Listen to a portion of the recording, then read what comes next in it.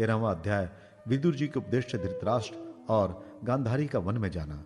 सूत जी कहते हैं, विदुर जी तीर्थ यात्रा में महर्षि मैत्रेय से आत्मा का ज्ञान प्राप्त करते हस्तिनापुर लौट आए। उन्हें जो कुछ जानने की इच्छा थी वह पूर्ण हो गई थी। विदुर जी ने मैत्रेय ऋषि से जितने प्रश्न किए थे उनका उत्तर सुनकर पहले ही श्री कृष्ण में अनन्य भक्ति हो जाने के कारण वे सुनने से उपराम हो गए। शौनक जी अपने चाचा विदुर जी को आया देख धर्मराज युधिष्ठिर, उनके चारों भाई धृतराष्ट्र, युयुत्सु, संजय, कृपाचार्य, कुंती, गांधारी, द्रौपदी, सुभद्रा, उत्तरा, कृपि तथा पांडव परिवार के अन्य सभी नर नारी और अपने पुत्रों सहित दूसरी स्त्रियां सब के सब बड़ी प्रसन्नता से मानो मृत शरीर में प्राण आ गया हो ऐसा अनुभव करते हुए उनकी अगवानी के लिए सामने गए। यथा योग्य आलिंगन और प्रणाम आदि के द्वारा सब उनसे मिले और विरह जनित उत्कंठा से कातर होकर सबने प्रेम के आंसू बहाए। युधिष्ठिर ने आसन पर बैठाकर उनका यथोचित सत्कार किया। जब ये भोजन एवं विश्राम करके सुखपूर्वक आसन पर बैठे थे तब युधिष्ठिर ने विनय से झुककर सबके सामने ही उनसे कहा। युधिष्ठिर ने कहा, चाचा जी, जैसे पक्षी अपने अंडों को पंखों की छाया के नीचे रखकर उन्हें सेते और बढ़ाते हैं, वैसे ही आपने अत्यंत वात्सल्य से अपने कर कमलों की छत्र छाया में हम लोगों को भी पाला पोसा है। बार बार आपने हमें और हमारी माता को विषदान और लाक्षागृह के दाह आदि वृत्तियों से बचाया है। क्या आप कभी हम लोगों को भी याद करते रहे हैं? आपने पृथ्वी पर विचरण करते समय किस वृत्ति से जीवन निर्वाह किया? आपने पृथ्वी तल पर किन किन तीर्थों और मुख्य क्षेत्रों का सेवन किया? प्रभु, आप जैसे भगवान के प्यारे भक्त स्वयं ही तीर्थ स्वरूप होते हैं। आप लोग अपने हृदय में विराजमान भगवान के द्वारा तीर्थों को भी महातीर्थ बनाते हुए विचरण करते हैं। चाचा जी, आप तीर्थ यात्रा करते हुए द्वारका भी अवश्य गए होंगे। वहां हमारे सहृदय एवं भाई बंधु यादव लोग, जिनके एकमात्र आराध्य देव श्री कृष्ण है, अपनी नगरी में सुख से तो है ना? आपने यदि जाकर देखा नहीं होगा तो सुना तो अवश्य होगा।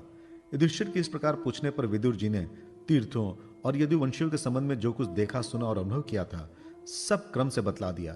केवल यदुवंश के विनाश की बात नहीं कही। करुण हृदय विदुर जी पांडवों को दुखी नहीं देख सकते थे, इसलिए उन्होंने यह अप्रिय एवं असह्य घटना पांडवों को नहीं सुनाई, क्योंकि वो तो स्वयं ही प्रकट होने वाली थी। पांडव विदुर जी की देवता के समान सेवा सत्कार करते थे। वे कुछ दिनों तक अपने बड़े भाई धृतराष्ट्र की कल्याण कामना से सब लोगों को प्रसन्न करते हुए सुखपूर्वक हस्तिनापुर में ही रहे। विदुर जी तो साक्षात धर्मराज थे। मांडव्य ऋषि के शाप से ये 100 वर्ष के लिए शूद्र बन गए थे। इतने दिनों तक यमराज के पद पर अर्यमा थे और वही पापियों को उचित दंड देते थे। राज प्राप्त हो जाने पर अपने लोकपालों सरीखे भाइयों के साथ राजा युधिष्ठिर वंशधर परीक्षित को देखकर अपनी अतुल संपत्ति से आनंदित रहने लगे। इस प्रकार पांडव गृहस्थ के काम धंधों में रम गए और उन्हीं के पीछे एक प्रकार से यह बात भूल गए कि अनजाने में ही हमारा जीवन मृत्यु की ओर जा रहा है। अब देखते देखते उनके सामने वो समय भी आ पहुंचा जिसे कोई टाल नहीं सकता। परंतु विदुर जी ने काल की गति जानकर अपने बड़े भाई धृतराष्ट्र से कहा, महाराज देखिए, अब बड़ा भयंकर समय आ गया है, झटपट यहां से निकल चलिए। हम सब लोगों के सिर पर वह सर्वसमर्थ काल मंडराने लगा है, जिसके टालने का कहीं भी कोई उपाय नहीं है। काल के वशीभूत होकर जीव का अपने प्रियतम प्राणों से भी बात की बात में वियोग हो जाता है। फिर धन, जन आदि दूसरी वस्तुओं की तो बात ही क्या है। आपके चाचा, ताऊ, भाई, सगे संबंधी और पुत्र सभी मारे गए।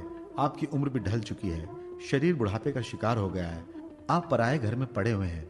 ओह, इस प्राणी को जीवित रहने की कितनी प्रबल इच्छा होती है।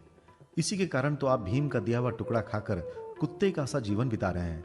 जिनको आपने आग में जलाने की चेष्टा की, विष देकर मार डालना चाहा, भरी सभा में जिनकी विवाहित पत्नी को अपमानित किया, जिनकी भूमि और धन छीन लिए, उन्हीं के अंश से पले हुए प्राणों को रखने में क्या गौरव है।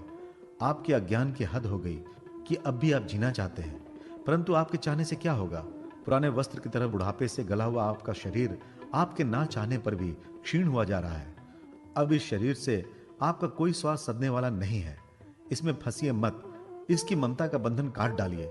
जो संसार के संबंधियों से अलग रहकर उनके अनजान में अपने शरीर का त्याग करता है, वही धीर कहा गया है। चाहे अपनी समझ से हो या दूसरे के समझाने से, जो इस संसार को दुस्वरूप समझकर इससे विरक्त हो जाता है और अपने अंतकरण को वश में करके हृदय में भगवान को धारण कर सन्यास के लिए घर से निकल पड़ता है, वही उत्तम मनुष्य है। इसके आगे जो समय आने वाला है वह पराया मनुष्यों के गुणों को घटाने वाला होगा। इसलिए आप अपने कुटुंबियों से छिपकर उत्तराखंड में चले जाइए। जब छोटे भाई विदुर ने अंधे राजा धृतराष्ट्र को इस प्रकार समझाया, तब उनके प्रज्ञा के नेत्र खुल गए। वे भाई बंधुओं के सदृढ़ स्नेह पाशों को काटकर अपने छोटे भाई विदुर के दिखलाए हुए मार्ग से निकल पड़े। जब परम पतिव्रता सुबल नंदिनी गांधारी ने देखा कि मेरे पति देव तो उस हिमालय की यात्रा कर रहे हैं जो सन्यासियों को वैसा ही सुख देता है जैसा वीर पुरुषों को लड़ाई के मैदान में अपने शत्रु के द्वारा किए हुए न्यायोचित प्रहार से होता है। तब वे भी उनके पीछे पीछे चल पड़ी। अजात शत्रु युधिष्ठिर ने प्रातःकाल संध्या वंदन तथा अग्निहोत्र करके ब्राह्मणों को नमस्कार किया और उन्हें तिल, गौ, भूमि एवं स्वर्ण दान दिया। इसके बाद जब वे गुरुजनों के चरण वंदना के लिए राजमहल में गए, तब उन्हें धृतराष्ट्र, विदुर तथा गांधारी के दर्शन नहीं हुए। युधिष्ठिर ने उद्विग्न चित्त होकर वहीं बैठे हुए संजय से पूछा, संजय, मेरे वे वृद्ध और नेत्रहीन पिता धृतराष्ट्र कहाँ हैं? पुत्र शोक